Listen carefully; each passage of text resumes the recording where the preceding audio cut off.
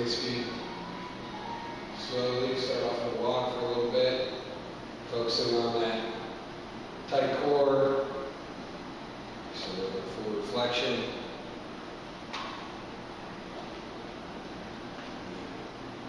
Gradually moving speed up to a jog.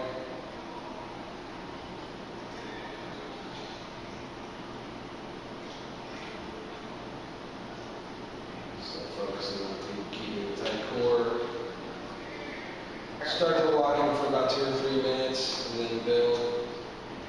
Getting a run usually in for about 8 to 10 minutes usually, and a full-on run. That was a little bit shorter. We wanted to try to not overstress at the beginning, try to kind of see as high as you can go without staying at that for too long, and then building the time up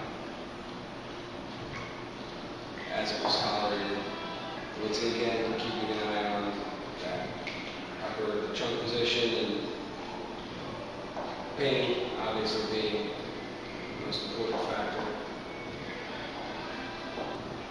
It was great to be able to do this in here and work on some of the upright core, strength and kind of drilling those, not landing with the hyperextension in here in a decreased weight environment, whereas out there we couldn't do a whole lot of that, especially at the beginning.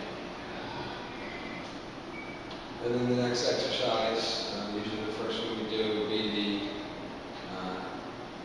straight leg to the side.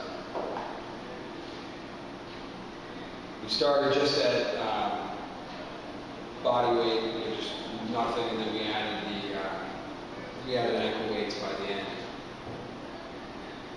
Had a little more resistance, and also again the focus here. Hip strength is part of it, but we're more focused on keeping that core tight and stable with the challenges to the balance of the exercise, of course. These are, again, the focus is on keeping that core tight and not, even when she comes up, not going past neutral, not going into that extension. So again, tightening the core and abs. This is another one we probably started off with 10 and then progress, continue with more sets as they became easier. With her, a lot of pain, that's it. A lot of the painful problem was once we got into the extension, so as long as we stayed neutral or more flexed, not a whole lot, she didn't really have any problems. For a second, and then come back up.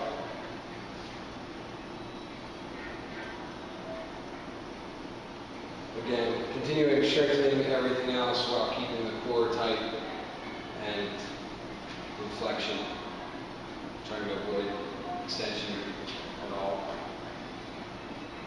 It helps stabilize the whole area, so as that's stronger and more stable, there's less pressure on the vertebrae, less force, especially with a stress fracture. We want to keep stable and strength, keep as much pressure off of that to allow that to heal before we get into anything where we would actually put stress on it. Right. Do the standing on one leg with the jets.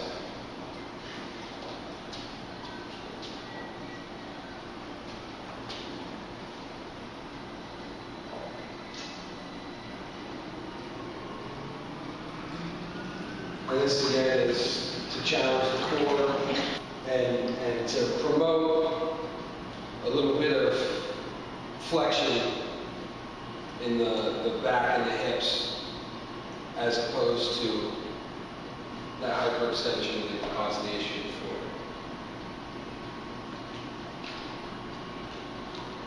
And this we do 2 or 3 times each leg, 30 seconds at a time.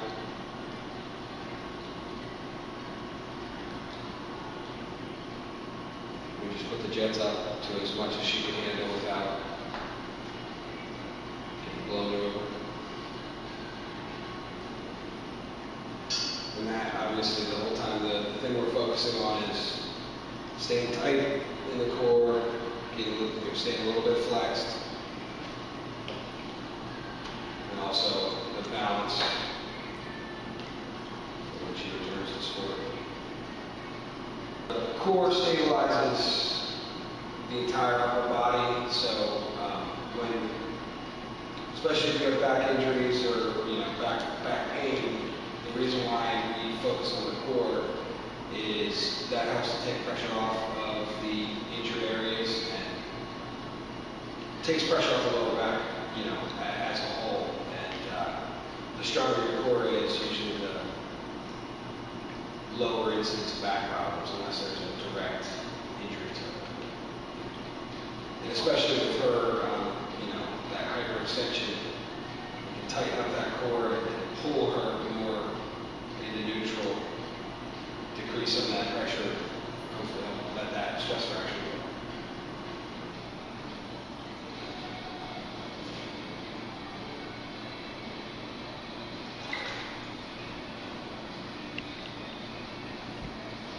This again, we focus on tight core and